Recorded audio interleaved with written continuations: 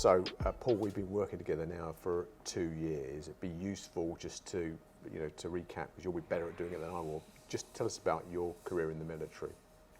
Right, that's an interesting thing. Right, so as you know, I had a funny start in that I was a dentist before. Yeah. So I joined the Navy as a dentist, but I was there for a year or so, and I just confirmed what I already knew, which was it wasn't the career that I wanted to follow. And so I took the plunge and joined the Royal Marines.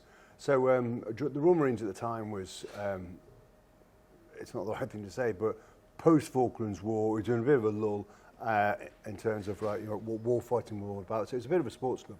So I enjoyed that. The training was really hard, obviously, prepared you for something that you never really thought was going to happen.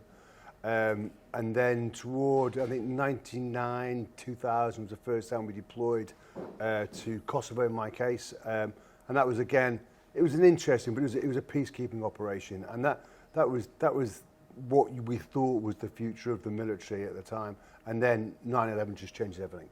As soon as 9/11 occurs, the concept of going to war and dying and losing limbs and all those sorts of things suddenly became a reality, as opposed to before that we almost thought of it as that's what they used to do. Yeah, used to actually fight. Yeah, exactly. But and that now was it's just like a really, really smart logistical operation. Exactly. Yeah. You saw these, Gulf War I, the Americans invaded like an entire country, and it took them 3 days, and it didn't have any casualties. It was like a computer game, wasn't it? Yeah. So obviously 9/11, and then I quickly evolved.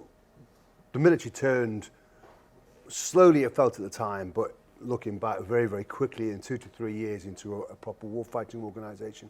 The requirement for special forces grew. And I was lucky enough to be selected to set up a new special forces unit, so I built it. I selected the people, created this team. The team then got trained, and then we deployed out first to Iraq and then into Afghanistan. And so I came out at by stage. I was a major, so I was in charge of 100, 120 probably Royal Marines, and latterly some parachute regiment soldiers as well. And we were just, we were a unit of guys, and it was all guys. There was no women in that point. Yeah. And we'd deploy into Afghanistan, and we'd conduct, what would describe at the time as kinetic operations, where you're going out looking for bad guys, and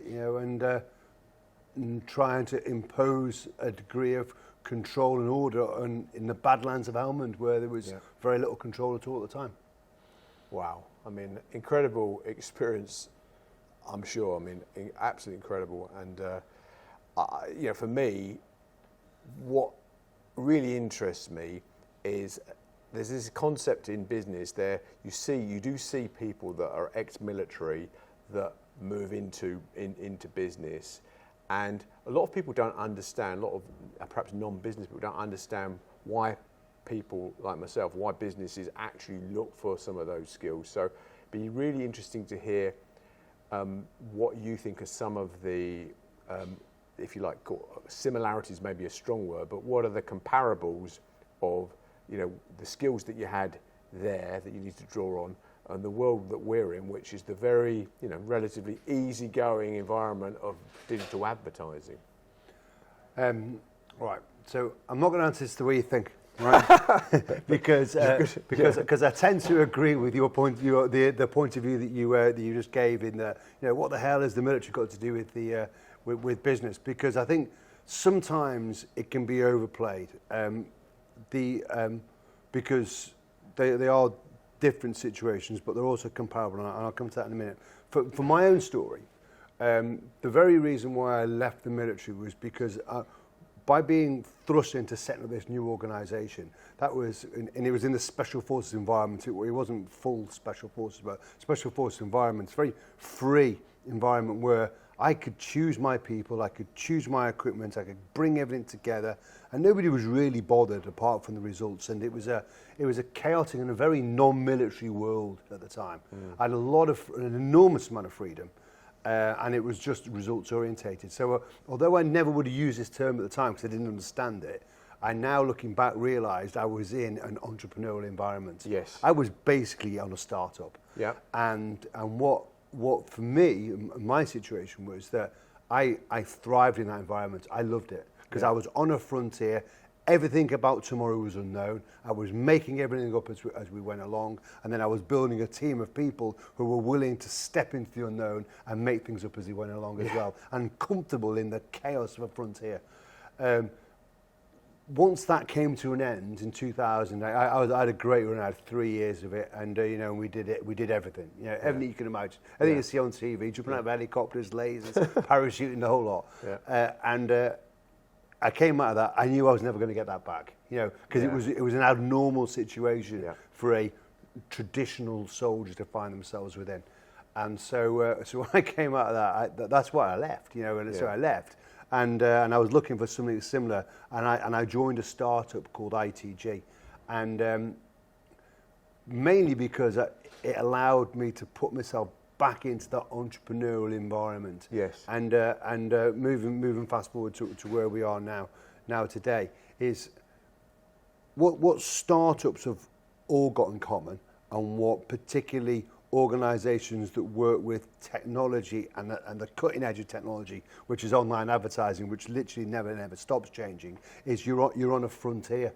And that is the point that's in common. Because if you're on a frontier, you don't know what tomorrow is going to bring, and that environment means that it's slightly chaotic.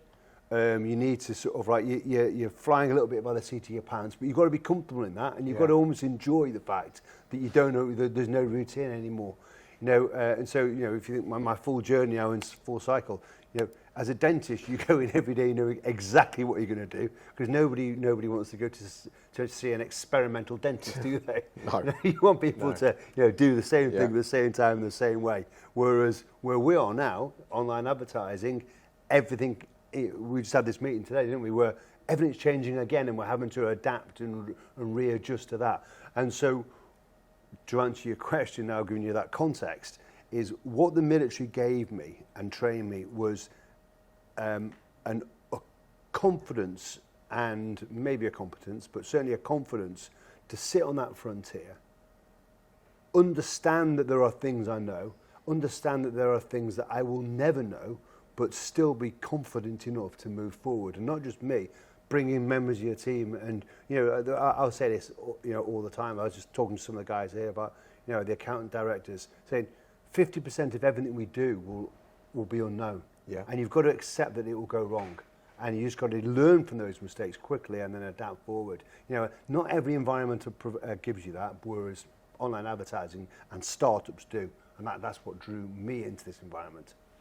That's great. I mean, a really good answer. A couple of things you said there, you talked about being on the frontier. At one stage, Ricky and I, when we started the business, we used to have a picture up of two cowboys, like looking over the Wild West, like for the gold rush. Exactly. It felt like that.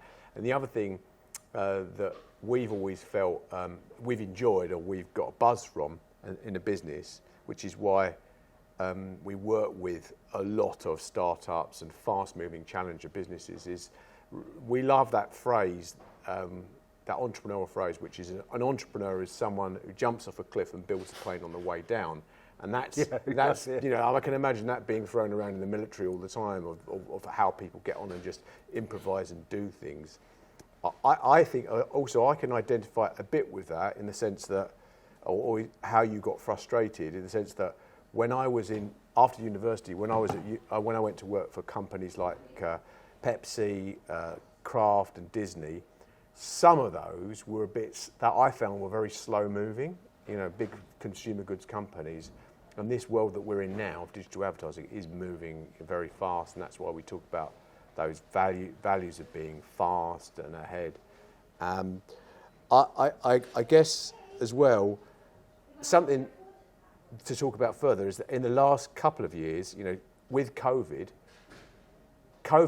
just changed the rules. Again, you're already in an environment with digital advertising where there were a lot of changes, new channels coming in.